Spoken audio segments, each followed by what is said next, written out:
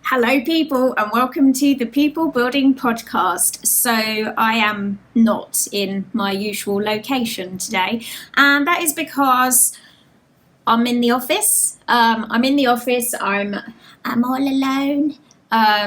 Still, because it's still lockdown and the staff are still on furlough, having a tragic time at home, getting 80% of their wages.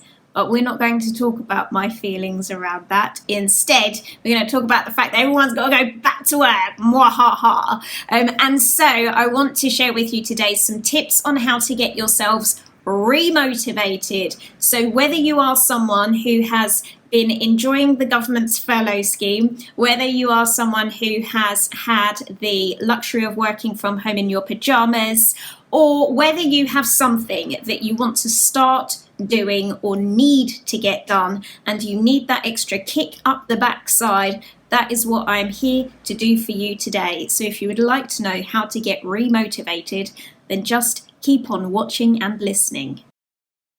My behaviour and communications on this podcast are not an accurate reflection of how I interact in my other businesses. Basically, I don't ever swear at children. If this podcast causes you distress of any kind, either by what I say or who I am, then do yourself a favour and go away.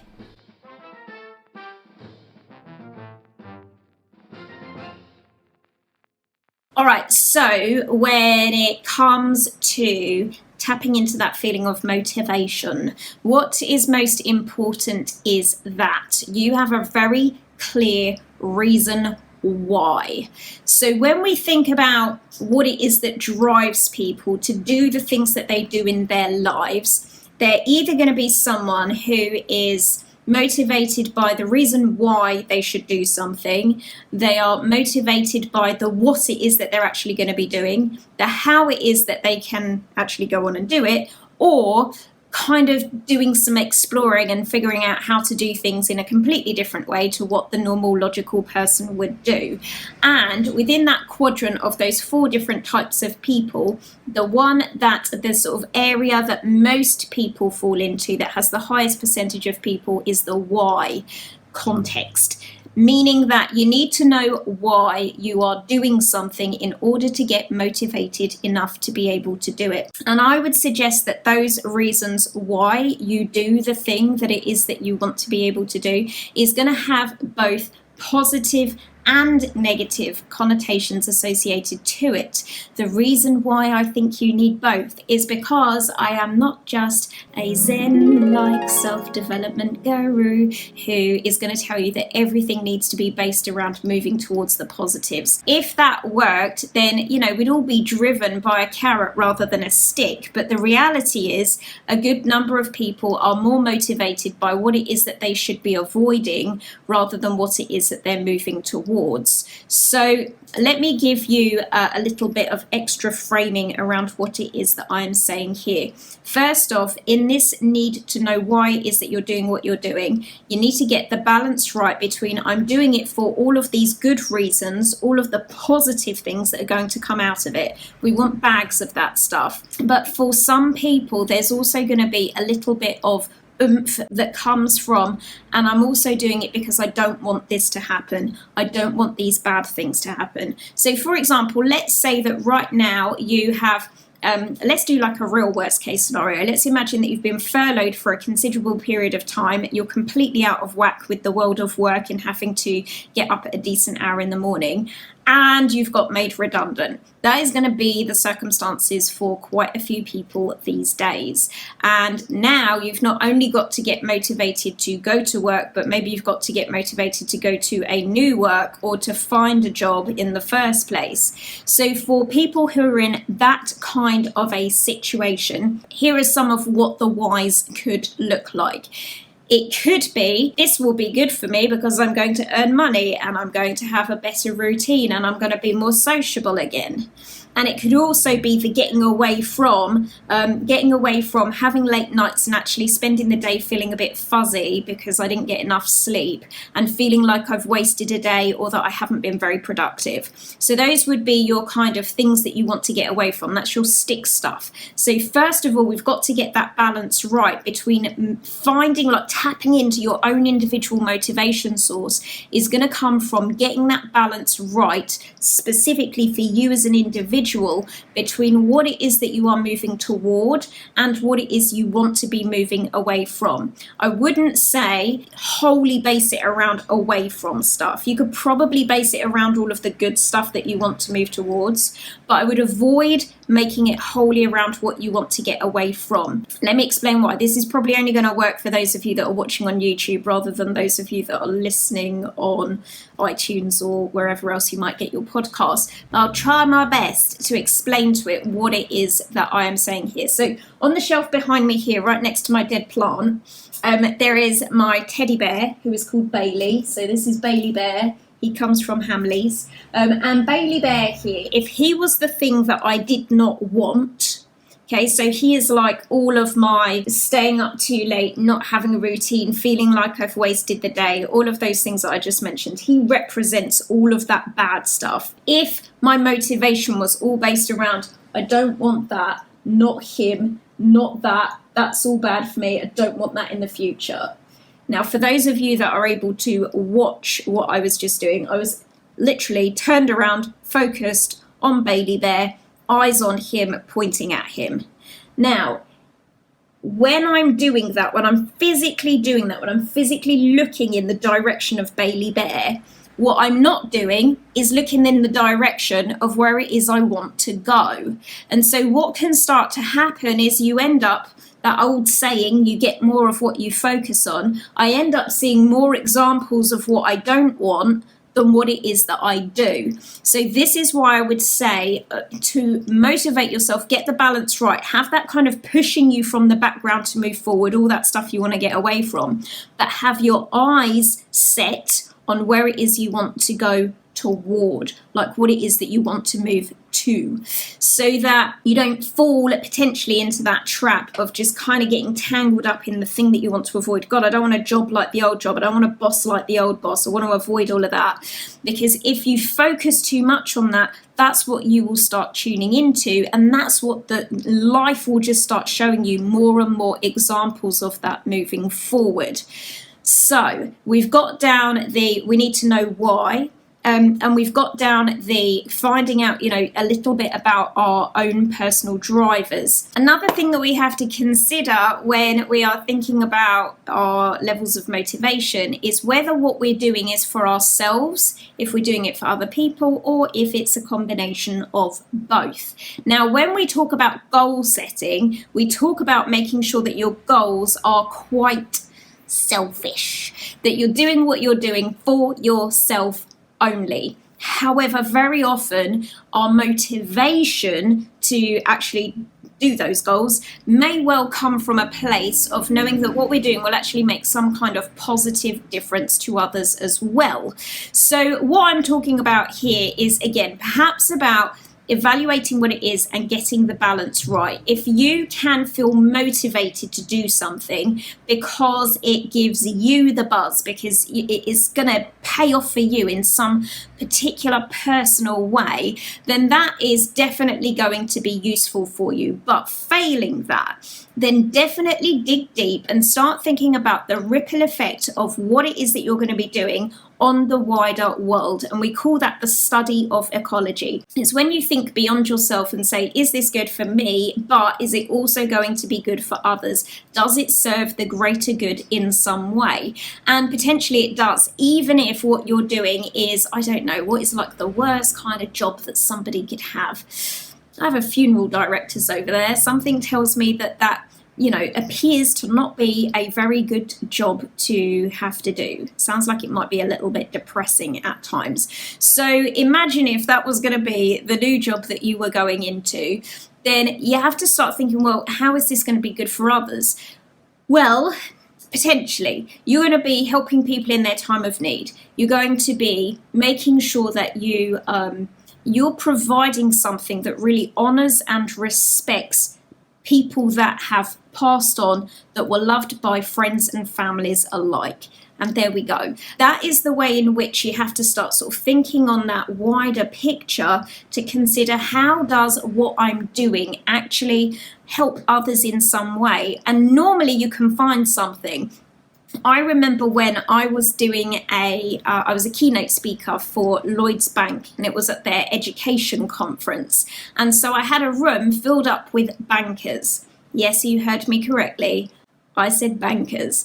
So there were a bunch of bankers in the room, and they were listening to me rambling on about this whole idea of ecology and how what you're doing is in some ways serving the greater good. Now, I'll be honest that when I was planning this particular presentation, I did have to dig deep to think about, like, what good is it that these people are actually doing for the world? How are they contributing? Because obviously they're in quite a privileged position, or many of them were. And so what I ended up proposing is that actually these guys are providing a service that enables other people to be able to maximize their money, and to be able to, for them, the people that they serve, for them to be able to go off and help the greater good in some way. Now, these bankers were specifically working with schools, which made it relatively easy to make that connection, because I was able to say, as a result of you going into a school and selling your product to them,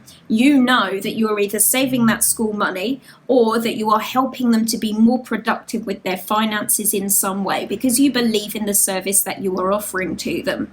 And as a result of doing that, those schools are maybe financially freer, perhaps they are just financially more robust or more financially competent, and as a result of that, they're going to be serving their children, families and communities in a much better way than they may have been able to do if they'd worked with the competition. So in some way, you are helping those children and their families and their communities to be able to access more support from that school, because you sold them the service that you offer. Now, it's a little bit of a tenuous link to serving the greater good, but if we want people to be able to tap into their motivation levels to their optimum level, then we may need to do that extra bit of digging deep in order to, really help you to see that what you're doing actually has some positive ramifications beyond you. And sometimes that's where the real source of motivation is going to come from. Very often people will do more for others than they will be motivated to do for themselves. Another useful thing to do in the making of motivation is to recall times in the past when you have felt that feeling, and you have felt that feeling at particular times in the past. It's just that those memories may not be particularly fresh, or they might not even be associated to positive things. Sometimes we get the feeling of being super motivated, not because we really wanted to do something, but perhaps because we wanted to really get away from something. So it goes back to that sort of towards and away from conversation that we had at the very start of today's show. If you can remember a time when you felt like you just needed to get up and move, even if it was just because you'd got fed up and mildly frustrated with yourself, that still is a sense of motivation. Remember that motivation is like the clue is in the word. Within the word motivation, it says move. So in order to really touch back in with what motivation feels like, you need to tune back into a time when you felt like you wanted to move. You felt like you wanted to get up and get something done. So that's not necessarily going to have been a positive time. It could be associated with something like frustration. Now, frustration obviously sounds negative, but the good thing about it is there is movement in it. No one is frustrated and kind of lethargic. If you're frustrated, there's some energy in there, and we may be able to use that to positive benefit. If you cannot immediately get yourself into a sense of motivation, have a think about what other emotions there are that might lead you there, and they're going to be emotions that have movement within them. And if they're mildly negative, like frustration, actually it doesn't matter. That can still work. So if we think about other emotions that have got like movement in them, they're going to be things like, let's see, maybe the feeling of being creative would be a positive one. Like, it's very difficult to be like creative and lazy at the same time. Like, if you're being creative, you want to create, you want to do something. There's some doingness in there. Another negative one could be the feeling of irritation. Like irritation, again, it's like it's itchy, it's got movement in it. So it could lead you into the sense of being motivated all over again. But if you can remember a time of pure motivation, a time from the past, use that memory to sort of get yourself locked back into those feelings. Because if you can remember the feeling, you'll start to get the feeling back, and then you can utilize that and sort of apply it to the idea of doing the thing that you want to go ahead and do. So get into the feeling and then think of the thing you want to do. Get into the feeling and think about the thing that you want to do, so that you start to like mesh the two together and start to create that association between them. Another thing that's really important to do is to prepare. So if you want to get motivated but you haven't done it for a long time, it might be important to make it as easy as possible to get yourself back into it once again. So, for example, on a Sunday night, that's when I am not perhaps feeling particularly motivated to come back to work on Monday. And so I know that Monday morning might be a bit of a struggle. So one of the things that I might do if I'm feeling particularly demotivated about coming back to work on a Monday morning is to make sure that I've got things as prepared as possible for when Monday morning comes around. And that might even be like a child, laying out my clothes for the next day, making sure that I've got the washing up done the night before and that I don't leave it for myself on Monday morning. Like, I want to make that Monday morning as smooth and seamless as possible. So get all your ducks lined up, get everything planned that needs planning. If you can be prepared, not just mentally, but just in a practical, pragmatic way as well, you're going to give yourself a much easier ride through that motivation, and not going to need that extra acceleration to go, oh God, I've still got to polish my shoes in the morning as well. You know, you'll have all of that planned and ready, so it kind of makes your motivation just flow that little bit more smoothly and seamlessly, so that you can crack on and put all of your energy into doing the bulk of the thing that you actually really want to do. And some other practical things could be eat well, sleep well, exercise, you know, do some of those fundamental basic things that we need as human beings to really help us manage and maintain our energy levels. We know that motivation is coming from energy, so think about the things that you do that either build or zap your energy. You know that, for example, if you get an Indian takeaway, you love it in the moment, but the next day it might leave you feeling a bit, well. So if you've got something specific that you need to start getting motivated for, avoid doing those things that are going to drain you or zap your energy. You know, get a good night's sleep to make sure that you have a good routine on the go, and that's going to help that motivation come to you much more easily and without you having to sort of force it into your system. It will actually just be part of who you are instead. And finally, the final thing that I think is really useful to mention in motivation, because we talk a lot about how to get yourself motivated, so it tends to focus much more on the sort of leading into it side. I find that something that can personally motivate me quite well is remembering how I feel after I've done the things that I was once motivated to do. So it's about that sense of completion. It's about being able to look back on something and then go, I did that, even when I really had to focus on getting motivated to be able to do it. In some ways, That's when it's more pleasurable, is when I've, done something in spite of the fact that perhaps I hadn't really wanted to do it in the first place. That's even more satisfactory as a sense of completion on the other side. So as well as thinking about times when you were motivated to bring the motivation back, also think about that lovely feeling that you get when you've done something and you're really proud of yourself for having actually got it done. When you tap into that, it's more like a pull rather than a push toward the thing that you want to do. And that sense of completion really, I just feel like it helps me to sleep better at night. It's like everything's ticked off the to-do list for that particular day. Now, there is a reason for this, and I've probably talked to you about it in previous podcasts. It's something called the Zeigarnik effect. So Zeigarnik was the name of a professor, but he wasn't the one that actually discovered the effect. It was one of his students who noticed that when she went out for lunch, that the waiter would always remember her order up until the point that the order was served. And then once the order was served, it's like the job was completed, and so the waiter would no longer remember the order.